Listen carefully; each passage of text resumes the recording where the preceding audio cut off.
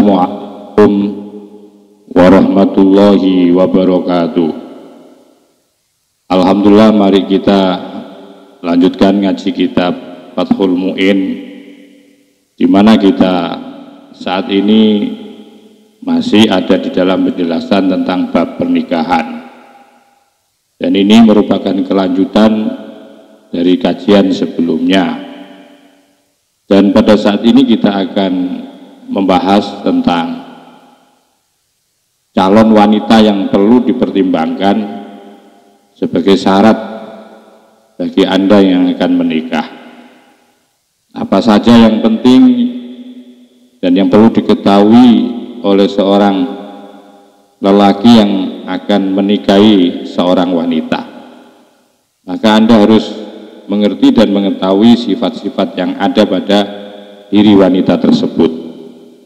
Dan itu menjadi prioritas di dalam agama, bahwa ketika engkau akan menentukan calon istri, maka engkau betul-betul harus secara selektif untuk mempertimbangkan sebagaimana pada saat ini kita akan jelaskan. Bismillahirrahmanirrahim. Wal aula, adapun yang paling utama, aidon juga, artinya bahwa selain wanita yang akan kita jadikan atau kita pilih sebagai seorang istri, di antara sekian yang ada dalam pembahasan sebelumnya, ada di situ ada bikr. Bikr itu artinya hendaklah Anda ketika akan menikahi seorang wanita itu pilihlah yang perawan. Kenapa kok disuruh untuk lebih mengedepankan perawan? Karena di dalam kajian sebelumnya bahwa perawan itu pertama dia masih belum banyak pengalaman. Tentu ketika bagi seorang wanita yang belum banyak pengalaman itu biasanya itu ya romantis begitu. Di antaranya itu, jadi bikr itu perawan itu. Nah, ini yang dimaksudkan bahwa wal aula aidon. Jadi dan ada pun yang lebih utama, aidon juga. Artinya selain bikr, wawaludun, wawadudun, walud itu artinya calon istri itu hendaklah atau lihat bahwa dia termasuk keluarga yang banyak atau keluarga yang banyak melahirkan anak. Wadudun, dan cinta, carilah wanita-wanita yang sangat mencintai. Nah itu awal kajian sebelumnya. Maka itu wal aula aidon, dan juga yang lebih utama antakuna, hendaklah ada siapa calon calon istri itu, perempuan yang akan dijadikan calon istrimu itu wafirotal akli, orang yang mempunyai kecerdasan akal. Karena dengan wanita memiliki kecerdasan akal, maka nanti akan mempermudah, tidak menjadikan berat di dalam membangun di dalam membangun rumah tangga itu. Kenapa? Karena wanita itu bisa banyak memberikan solusi. Di samping dia mampu berpikir secara jernih, tentu akan melahirkan pengalaman-pengalaman, pikiran-pikirannya cerdas itu akan melahirkan sifat-sifat yang mulia. Berarti dengan punya sifat sabar, neriman, itu diantaranya adalah lahir karena kecerdasan akal. Jadi penting bagi seorang lelaki ketika akan memilih seorang wanita yang akan dijadikan istri itu adalah wafirotal akli, wahasanatal khuluqi, dan baik akhlaknya. Ya, baik akhlak itu artinya bahwa wanita itu betul-betul wanita yang secara moral, secara moral, etikanya ini benar-benar orang atau seorang wanita yang bisa menjaga terhadap muruah dirinya. Katakanlah dia istiqomah ibadahnya, bisa menjaga dirinya, harga dirinya, dia sopan, ya, dia sabar, dia penuh dengan sifat-sifat yang baik. Ini penting, ya, karena calon istri itu nanti kelak akan menjadi guru dan sekaligus yang mendidik, yang akan membesarkan terhadap anak-anakmu. Nah, tentu bahwa kita butuh orang-orang yang punya basis moral yang baik.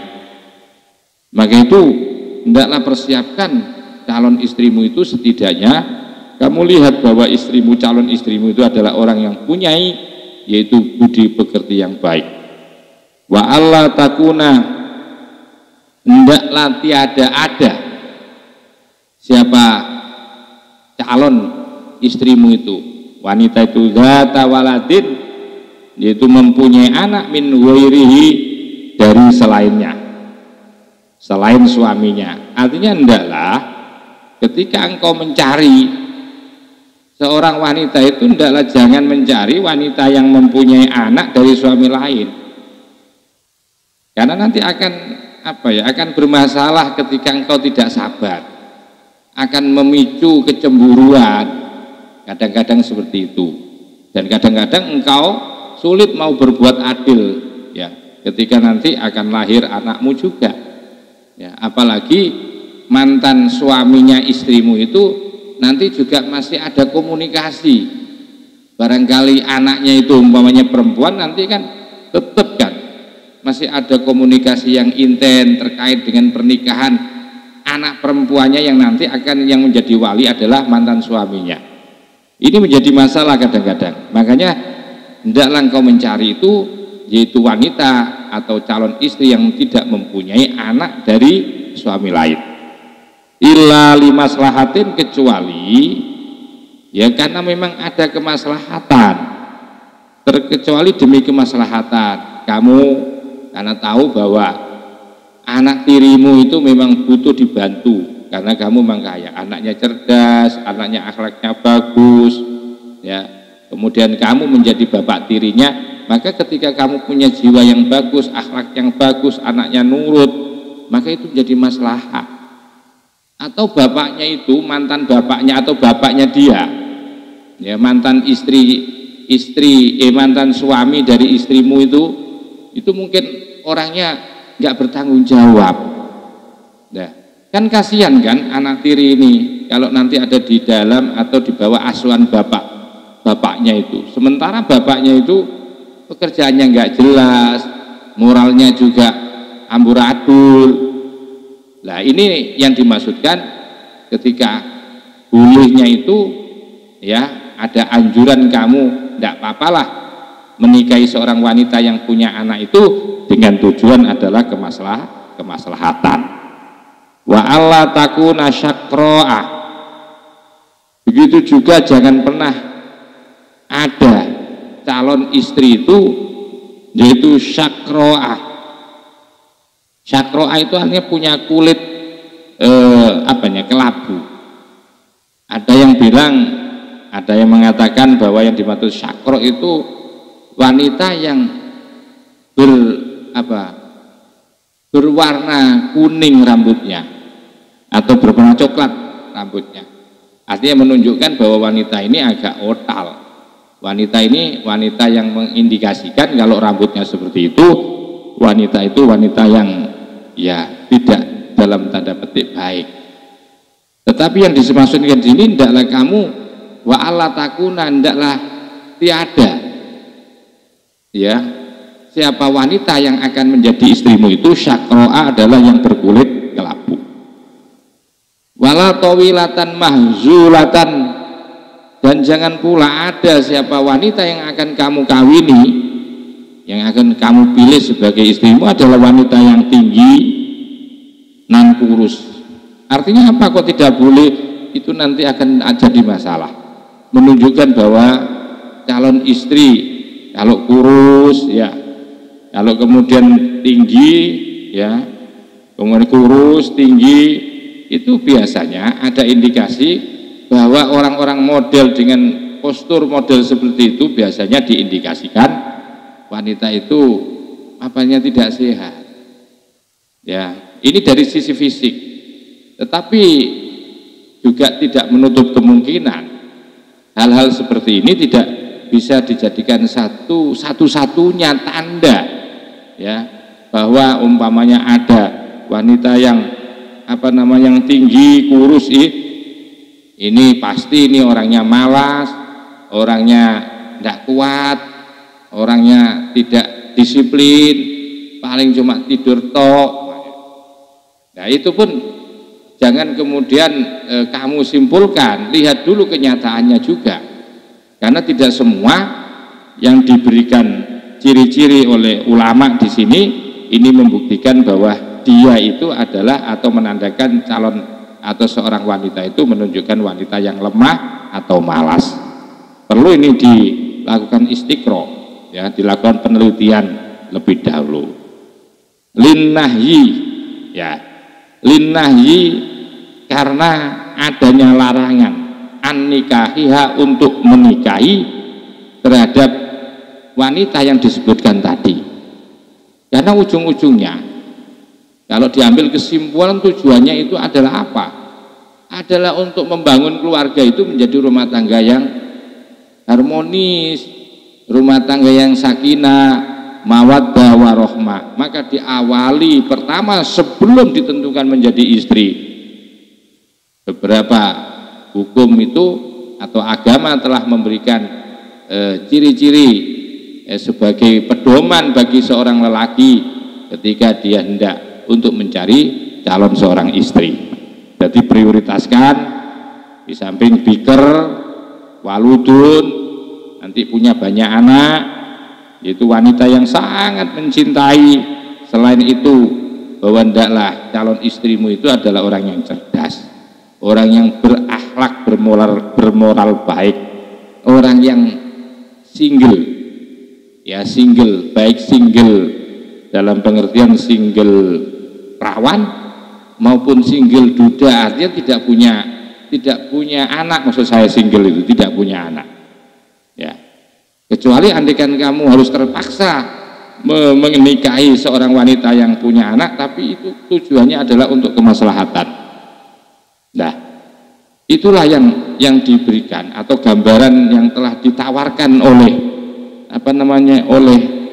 oleh agama untuk kita, ya. Itu semua dalam rangka bagaimana kemaslahatan, kebaikan kamu kelak di dalam membangun rumah tangga. Di sini kemudian linnahyi an-nikahiha. Jadi karena ada larangan menikahi mereka yang telah disebutkan tadi. Wa mahallu riayati jami'ima.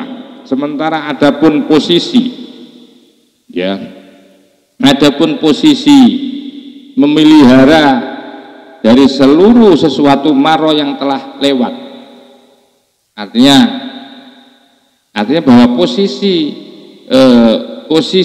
untuk memelihara dari sesuatu yang sudah lewat, sesuatu maro yang telah lewat apa ma? Artinya ketika sudah kita ketahui, ya, di situ, ya, bahwa seorang perempuan itu berakal, berakhlak, terus kemudian kulitnya tidak berwarna kelabu, orangnya juga tidak tidak kurus kering, ya. Kalau memang itu, ya, posisi seperti itu ada seperti itu sebagai calon seorang istri, lam tatawakkof al-iffatu, lam tatawakkof maka tidak tergantung al-iffatu, iffah harga diri, ala ghairi muttasifatin atas atau kepada selain perempuan yang bersifat, ya, biha dengan biha dengan sifat yang telah disebutkan tadi, yaitu biker, waludun, banyak anak, wadudun, wanita yang mencintai, yang punya akal yang cerdas, punya akhlak, dan orangnya adalah secara tipologi fisiknya dia tidak kurus, tidak tinggi, ya, tidak tinggi kurus, ya. Kalau memang ya, tidak bergantung ifah. Jadi ifah itu tidak bergantung kepada sifat-sifat itu untuk menjaga itu. Wa illa kalau tidak, fa'iyya. Fa illa maka jika tidak, fa'iyya maka adapun ifah itu aula lebih utama. Artinya begini, umpamanya ya, dari sifat-sifat yang telah disebutkan, tadi, bahwa calon wanita itu harus cerdas, calon wanita harus berakhlak baik, calon wanita adalah seorang yang biker, rawan, calon wanita adalah orang-orang yang mempunyai keturunan anak yang banyak nanti, dan wanita yang mencintai. Nah, itu kalau memang kita tidak dapati, kita tidak mendapatkan seperti itu, apakah kemudian kita dilarang untuk menikah? Ya. Bahwa yang jauh lebih penting adalah umpamanya kok ada wanita ya tidak cerdas, ada wanita yang akhlaknya barangkali kurang baik, ada wanita kok punya anak, sementara kamu butuh menjaga dirimu, ya, butuh dirimu itu dijaga dari perbuatan zina, maka lebih utamakan. Wa illa kalau tidak ada standar wanita tadi, nggak ada wanita yang cerdas, nggak ada. Terus kemudian mencari wanita yang akhlaknya bagus juga nggak ada. Itu calon istri itu senengannya ngerumpi, ya. Kalau memang tidak ada, maka sekalipun tidak memenuhi kriteria kategori wanita yang baik dalam rangka menjaga atau dalam rangka untuk ya menjaga ifah harga dirimu dari perbuatan zina, maka lebih bagus itu nikahi wanita-wanita yang tidak secara sifat itu ideal buat. Karena yang paling penting itu adalah wa illa kalau tidak ada tadi, fa'iyya maka adapun ifah itu menjaga diri dari perbuatan zina itu jauh lebih bagus dibandingkan kamu harus menunggu mencari istri yang sempurna adanya. Ya, ini penting, makanya itu kadang-kadang ada orang baik, soleh, kok punya istri, ada istri yang menurut masyarakat itu dia memang cantik, dia memang kaya, tapi akhlaknya agak jelek. Sekalipun dia bukan pelaku zina, tapi akhlaknya itu nggak bener lah. Tapi orang soleh itu kok mau menikah itulah, itu yang dimaksudkan. Orang soleh ini takut kalau nanti menunggu mencari seorang istri yang baik, yang akhlaknya baik, sementara yang akhlaknya baik belum juga kunjung ada. Andaikan ada juga tidak mau sama orang soleh ini. Nah, orang soleh ini tidak harus menunggu. Daripada dia berbuat zina, maka lebih bagus dia menikahi ya perempuan tadi, sekaligus tidak dalam tanda petik atau dalam kategori sebagai wanita yang berakhlak bagus. Nanti pada akhirnya sang soleh, orang yang soleh nanti bertanggung jawab untuk mendidik, untuk mengarahkan istrinya itu menjadi baik. Jadi ifah, menjaga harga diri dari perbuatan zina itu jauh lebih utama daripada sampean nanti masih mempertimbangkan mencari model istri dengan sifat-sifat yang telah disebutkan tadi. Lebih bagus kamu jaga itu, gak apa-apa ya, menikahi seorang istri yang tidak sesuai dengan standar tadi, gak apa-apa, karena jauh lebih bagus panjenengan menjaga harga diri dari perbuatan zina daripada engkau belum menemukan wanita yang ideal. Karena untuk menentukan wanita yang ideal seperti ini agak sulit ya. Nah, itulah peran seorang suami nanti sudah ada di dalam rumah tangga, dia akan mengajarinya. Qala Daud, siapa syekhuna, guru kita, di dalam kitab I'anatul Talib, kitab Fathul Mu'in, Begitu dikatakan qala syekhuna, karena pengarang kitabnya itu adalah Zainuddin Al-Malibari. Begitu beliau mengatakan qala syekhuna, itu maksudnya adalah siapa? Yaitu Ibnu Hajar Al-Haytami. Karena beliau adalah termasuk salah satu guru besar, ya, guru besar yang menjadikan yaitu Zainuddin Al-Malibari kemudian menjadi seorang fuqaha itu ya diantara karena besar dari yaitu Ibnu Hajar Al-Haytami. Jadi begitu qala syekhuna itu maksudnya Ibnu Hajar Al-Haytami. Nah, guru kami katanya Zainuddin Al-Malibari. Beliau berkata fi syarhil minhaji, ada di dalam kitab Syarah Minhaj. Syarah Minhaj itu adalah kitab Tuhfatul Muhtad itu loh. Ya. Jadi Syarhul Minhaj itu adalah kitab Tuhfatul Muhtad, ya, yang menjadi karyanya Ibnu Hajar Al-Haytami. Sedangkan Minhaj itu sendiri merupakan sebutan singkat dari kitab Minhajut Thalibin yang menjadi salah satu kitab karya Imam Nawawi, yang juga kitab ini menjadi mukhtasar. Jadi Minhajut Thalibin ini merupakan ringkasan. Jadi meringkasan dari kitab Muharrar yang dikarang oleh Imam Rafi'i. Nah, Imam Rafi'i ini adalah gurunya siapa?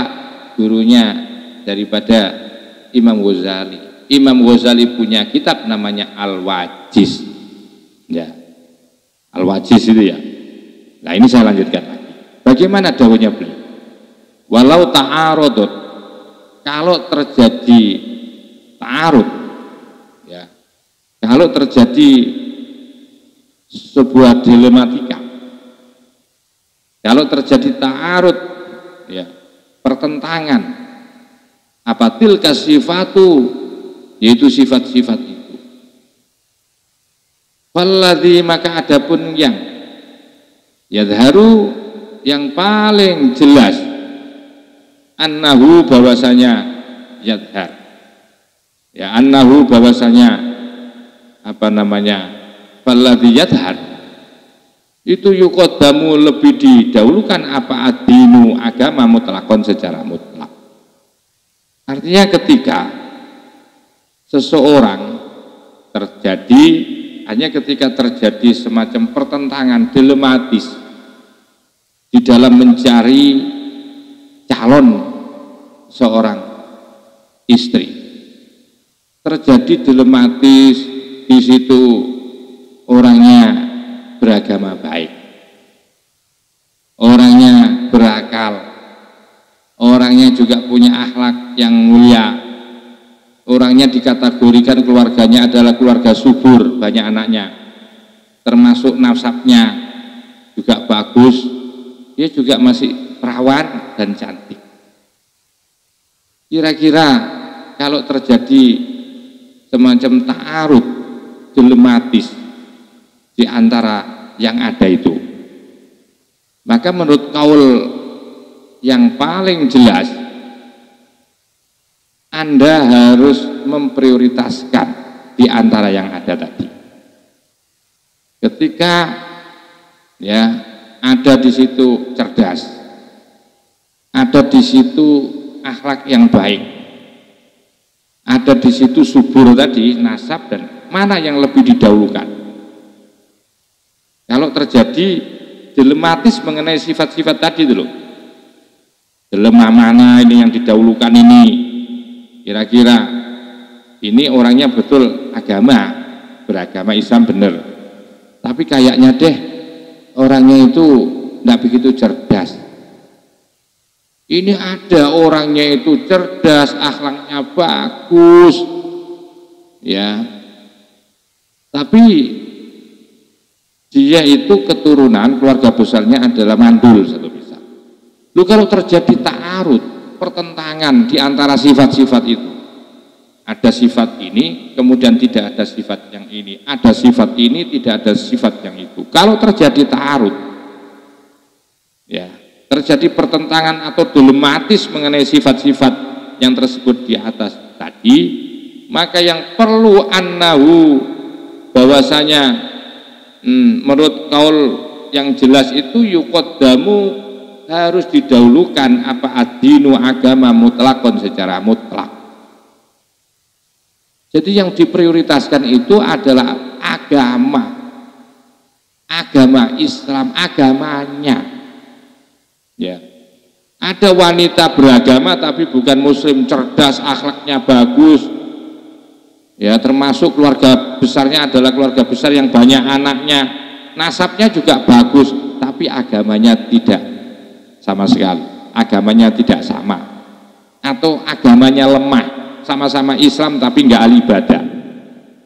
Nah, itu yang lain harus prioritaskan di antara sifat-sifat yang ada itu, prioritaskan, dahulukan yaitu agamanya.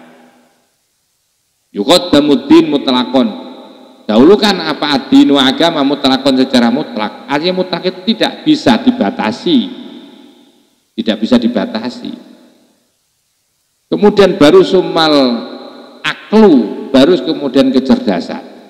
Jadi pertama itu yang perlu didahulukan, perlu diprioritaskan ya, pada calon seorang istri itu adalah agamanya, akidahnya dulu. Agama Islam, akidahnya ahli sunnah wal jamaah, begitu ya.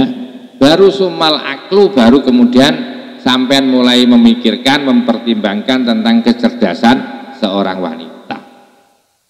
Karena wanita itu butuh cerdas juga, Pak. Karena secara fisik dan psikologi yang namanya wanita dengan lelaki ini sangat jauh berbeda. Mulai dari postur tubuhnya, ya itu jelas berbeda. Terus di dalam apa proses, di dalam proses apa namanya terciptanya manusia ini kan wanita ini kan perannya sangat besar kan, ya apa yang disebut dengan apa bersalin itu. Nah, wanita itu akan selalu mengalami dinamika ya di dalam fisik dan psikologinya seperti itu. Berbeda dengan seorang laki-laki. Ketika saat haid biasanya wanita itu psikologinya berubah. Begitu juga saat hamil dipengaruhi oleh banyak faktor itu. Nah, ketika wanita itu punya kecerdasan, nah ini penting. Ketika manusia, seorang wanita itu punya kecerdasan yang baik dan stabil atau benar-benar cerdas, maka ketika terjadi perubahan, ya terjadi perubahan psikologi karena adanya durasi perputaran haid, itu pengaruh. Kadang-kadang wanita itu sering cemburu, sering emosi, ya. Lah maka ketika dia mempunyai kecerdasan yang baik, maka kecerdasan itu bisa mengontrol. Maka penting ini kan, sumal aklu wa husnul khuluqi, baik akhlaknya. Yang ketiga adalah baik akhlak. Jadi setelah agama, kecerdasan, akhlak, sumal wiladatu, kemudian yaitu punya keturunan anak yang baik. Itu bisa dilihat dari ibunya, bisa dilihat dari saudari-saudari perempuannya itu. Ya, apakah termasuk saudari-saudari perempuan itu juga anaknya banyak apa enggak? Di situ bisa dilihat dari situ. Summa nasabu, kemudian nasab, keturunan. Kalau saya bicara di sini keturunan yang baik itu apa? Keturunan orang yang soleh. Cukup keturunan orang yang ahli ibadah saja. Ya. Jadi keturunan yang baik itu adalah keturunan dari orang-orang yang betul-betul abidun, waroun, zahidun, itu loh. Gak usah harus keturunannya Angling Dharma, gak perlu itu darah-darah itu. Nasab yang dimaksudkan lebih kepada keturunan-keturunan, sekalipun bukan siapa-siapa, tapi beliau itu adalah orang-orang ahli ibadah, orang yang dekat dengan Allah Subhanahu wa Ta'ala. Sumal bikaratu, kemudian perawan itu penting, karena perawan itu enak, ngaturnya kita itu enak. Biasanya manut, ya perawan itu manut. Beda kalau dengan janda. apalagi jandanya sudah janda maut ya. Janda maut itu artinya sudah banyak pengalaman, tahu sana tahu sini Wak. Tapi kalau perawan kan masih bisa ngaturnya. Yang tak kalah penting juga cantik. Karena terus terang wanita itu sebagai temanmu, sebagai mitramu satu-satunya. Karena itu satu-satunya biar tidak menjadikan dirimu itu bosan ketika memandangnya. Maka carilah istri yang cantik. Karena dengan kecantikan itu akan membawa gairah, ya, membawa gairah kerja, gairah di dalam membangun rumah tangga, itu juga pengaruh. Karena ketika umpamanya istrimu nggak cantik, sementara di luar rumahmu itu banyak yang cantik, pasti kamu nanti nggak akan konsentrasi untuk membangun rumah tanggamu. Kamu nanti kalau sukses itu apa hasil dari kesuksesanmu nggak akan lari ke rumahmu. Pasti nanti akan lari ke orang-orang tetangga-tetangga yang cantik-cantik itu. Maka itu jauh sebelum kamu menentukan seorang wanita, maka carilah wanita yang membuat dirimu itu damai, gak tolak-toleh lagi, cukup dengan seorang istri. Sumama, kemudian ma uta adapun apa? Al-maslahatu adapun yang paling, sumama. Kemudian itu apa? Al-maslahatu, kemaslahatan. Di dalam ma'adharu yang jauh lebih jelas. Artinya begini, kemudian mana yang lebih jelas kemaslahatannya? Di antara sekian yang ada itu, selain yaitu agama yang sudah tidak bisa ditawar-tawar, tidak bisa diganggu gugat agama. Selain dari agama, mana yang lebih maslahat itu? Untuk didahulukan, untuk diprioritaskan ya pada diri seorang wanita yang akan menjadi calon istrinya. Sifat apa itu kira-kira itu? Maka di sini summa mal maslaha fihi adhar. Summa kemudian ma itu adapun ma itu apa al maslahatu yang paling maslahah fi pada ma adharu yang jelas. Artinya yang mana yang lebih jelas kemaslahatannya.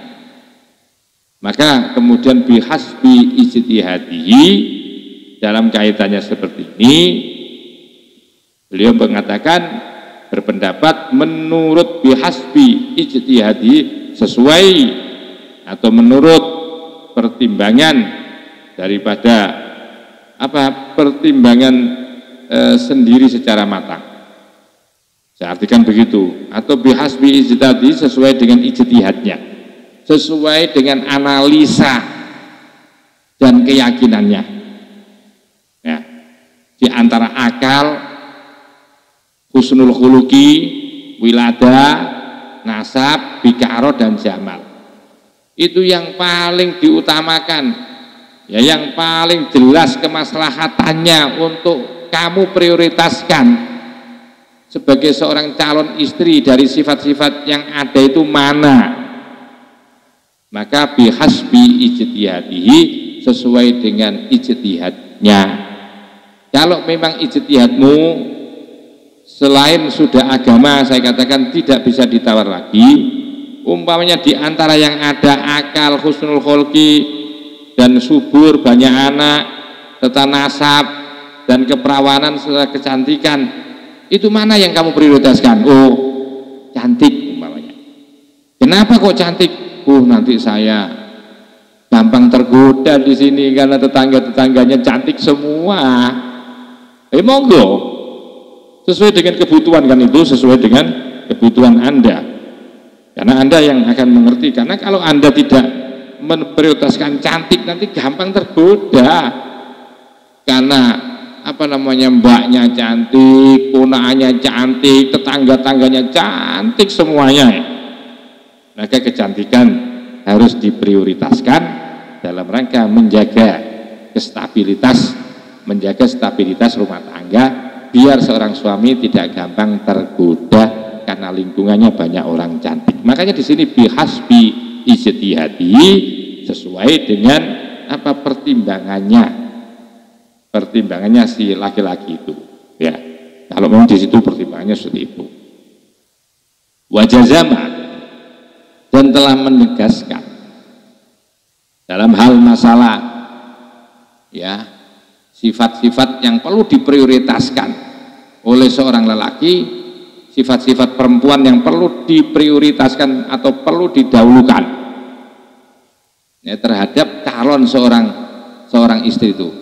Nah di sini wajazama, dan telah menegaskan siapa Ibnu Hajar fi Syarhil Irsyadi, di dalam kitab Syarhul Irsyad, menegaskan bitaqdimil wiladala ini, untuk atau dengan mendahulukan kepada wanita yang banyak turunannya, banyak anaknya. Kenapa? Karena saya khawatir saya nanti itu ya umur saya nggak panjang, sementara saya pengen menanam kebaikan itu melalui anak-anak saya. Saya pengen anakku banyak, karena itu menjadi kebanggaan dan kegembiraan baginda Rasul SAW, sesuai di dalam hadisnya, wa inni ubahi bikumul umam. Jadi Nabi itu ubahi, aku bangga ketika umatku nanti banyak itu. Akhirnya kamu ingat akan hadisnya Nabi itu, maka kamu berusaha mencari calon-calon wanita itu yang kamu prioritaskan adalah keluarganya subur, keluarganya yang banyak anak-anaknya. Nah, dalam kajian ini bahwa Ibnu Hajar Al-Haytami di dalam Syarah Irsyadnya itu mendahulukan tadi, yaitu calon istri yang banyak anaknya dibandingkan alal akli, dibandingkan wanita yang cerdas. Wanutiba, dan disunahkan Dil wali, bagi seorang wali apa? Ardu mauliyatihi, menawarkan terhadap yaitu anak perwaliannya wali ini haknya ya Pak. Ala dzawis sholahi, yaitu kepada orang-orang yang soleh. Jadi kalau perlu ya ini seorang bapak itu juga menawarkan anaknya kepada orang-orang soleh. Mungkin kalau di lingkungan kita agak malu lah ya menawarkan anak kita sendiri itu. Makanya penting bagi orang-orang yang biasa nangani biru jodoh ini, ya usahakan bahwa laki-laki yang kamu akan berikan kepada seorang perempuan itu tadi, maka usahakan carikan yang soleh. Prioritas itu, nggak usah cari gantengnya, nggak usah cari kayanya, tapi kesolehannya itu loh yang paling penting. Maka itu dianjurkan bagi seorang wali apa, yaitu aradu mauliyatihi, yaitu menawarkan ya, menawarkan anak perempuan walinya itu ala dzawis sholah, kepada orang-orang yang soleh. Aku punya anak ini, jadi dia ngelamar ke kiai. Biasanya ngelamar itu kan dari pihak perempuan, dari pihak laki-laki. Ini enggak. Nah itulah yang disampaikan dalam kitab tadi. Wa yusannu, dan disunahkan apa? Ayanwiyah, berniat, dianjurkan dan disunahkan bagi orang yang menikah ayanwiyah apa? Ayanwiyah, niat bin nikahi, dengan nikah. Niatnya apa? As-sunnata, niat karena mengikuti sunnahnya Rasul. Wa saunatini, dan dalam rangka untuk menjaga agamanya. Artinya bahwa kita ini disunatkan Pak, disunatkan ketika kita melaksanakan pernikahan ini, kita memutuskan untuk nikah ini ya, bahwa ketika Anda memutuskan untuk nikah itu bersamakan dengan niatmu, bahwa niat nikahmu itu semata-mata hanya untuk mengikuti apa? Mengikuti apa yang dilakukan Rasulullah ya, mengikuti apa? Ittiba, mengikuti kepada ajarannya Rasulullah ya. Jadi niat nikah itu seperti itu. Jadi karena as-sunnah, karena pengen dekat dengan Kanjeng Rasul SAW, wa saunatinihi, dan dalam rangka untuk menjaga agamanya. Karena agama kita ini agama fitrah, agama yang disebut agama tohirun, toharo, tohratun, agama suci, fitrah, agama agama bersih, itu agama Islam. Maka itu menikah itu termasuk salah satu ikhtiarnya agama untuk menjaga kemurnian dan kesucian agama Islam. Ya, karena begitu umatnya itu tidak bisa menjaga dirinya dengan melakukan distorsi penyelewengan seksual, berarti hambanya itu telah mengotori terhadap agamanya. Maka itu disunahkan di dalam menikah itu adalah apa? Pertama, sebagai bentuk ittiba noroaki, mengikuti lampanya Kanjeng Rasul sallallahu alaihi wasallam. Yang kedua adalah untuk menjaga keberadaan agama ini. Wa innama yusabu, dan bahwasanya diberikan pahala alaihi atas orang yang menikah. Tentu kalau sudah niatnya karena ittiba kepada Rasulullah dan juga sekaligus dalam rangka untuk menjaga agama, maka dipastikan orang itu akan diberikan yaitu pahala. Tapi tentu masih ada syaratnya. Apa? Ingkosoda, jika tujuannya orang yang menikah dengan nikah itu taatan, karena untuk mencari ketaatan, minahwi, dari semacam atau semisal ifatin, sifat ifah itu artinya sifat yang menjaga harga dirinya, awaladin solehin, atau yaitu anak-anak yang soleh. Artinya bahwa orang menikah itu akan ditulis pahalanya jika tujuannya adalah untuk ibadah. Dari ibadah itu nanti akan melahirkan apa? Yaitu jiwa hati yang ifah, yang bisa menjaga harga diri dan martabatnya. Di samping itu awaladin sholihin, dia akan memperoleh yaitu anak yang soleh. Apa enggak enak? Enak. Wa ayyakuna, dan hendaklah ada. Ya, wa ayyakuna, dan hendaklah ada apa al-akdu, pelaksanaan akad fil masjidi, ada di dalam masjid. Ini disunahkan juga, bahwa disunahkan akadnya jamaah itu, penjamaah haji itu, kemudiannya wa ayyakuna, dan hendaklah ada apa al-akdu, akad. Hendaklah akad pernikahan itu fil masjid, di dalam masjid.